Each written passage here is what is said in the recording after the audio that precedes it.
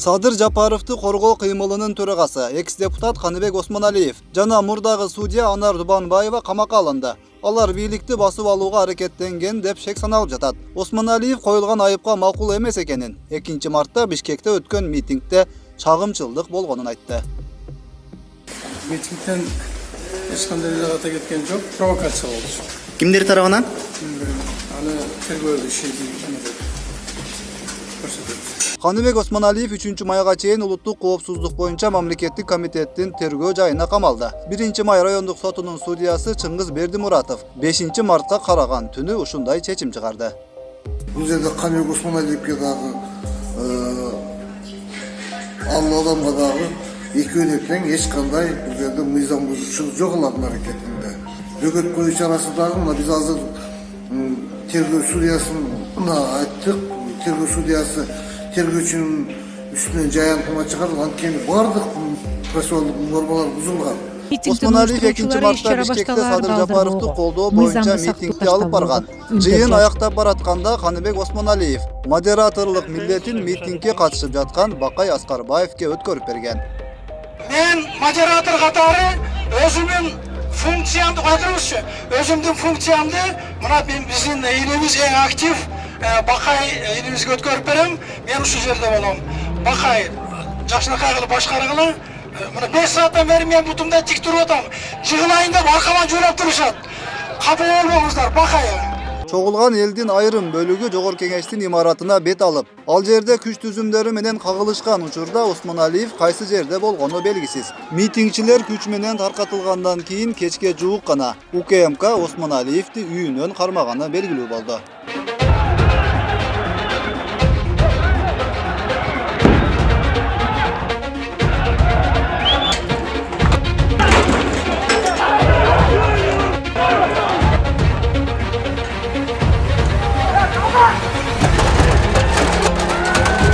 Көчө боюна канча киши кармалганы тууралуу так маалымат.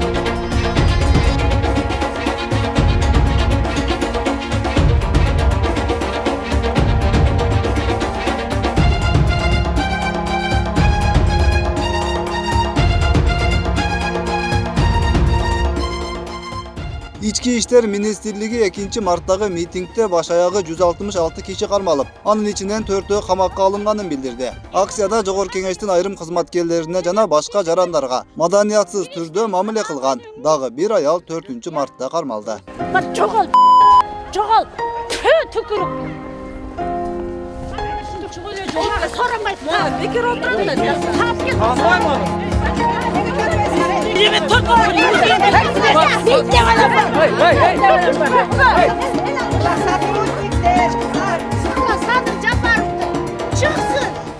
Мартта Садыр Жапаровдун агасы Сабыр Жапаров видео кайрылуу таратты. Анда Жапаров митингде коюлган талаптар боюнча өкмөт менен сүйлөшүү жүрүп жатканын билдирип, Садыр Жапаровдун тарапташтарын мындан ары башаламандыкка жол бербөөгө чакырды. 2-март күнү Садыр Жапаровду колдоп бергениңиздерге чоң ыраазычылык билдирем. Рахмат айтам. Биз койгон талаптар боюнча өкмөт менен сүйлөшүүлөр жүрүп жатат. 2-март күнү болуп кеткен башаламандыктан өзүбүздү сактайлы жана ага жол бербейли. Мамлекетке тынчтык керек. Мыйзамды сактоо керек.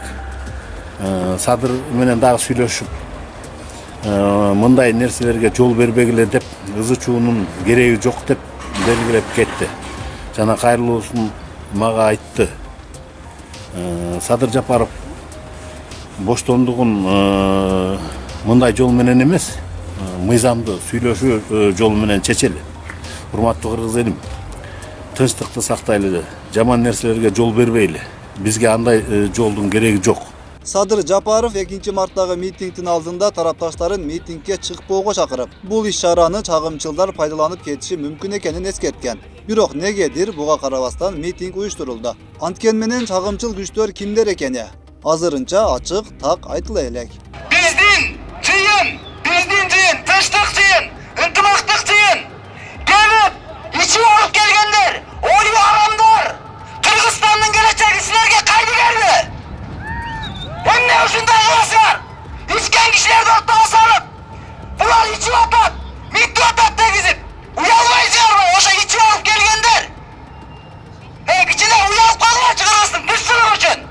Буга чейин Жапаров президенттен ырайым сурап кайрылган. Президент Сооронбай Жээнбеков бул маселе мыйзамга ылайык чечилерин айткан. 3 мартта башаламандык менен коштолгон митингдин эртеси президент Жээнбеков коопсуздук кеңешинин жыйынын өткөрүп, бардык маселелер укуктук таалада чечилет, ультиматум тили кабыл алынбайт деп билдирген. Башкы прокуратура болсо Садыр Жапаров мөөнөтүнөн мурда бошотулбай турганын февралдын башында эле жарыялаган. Жапаровдун жаза мөөнөтү 2026 жылдын 5 октябрында аяктай турганын айткан.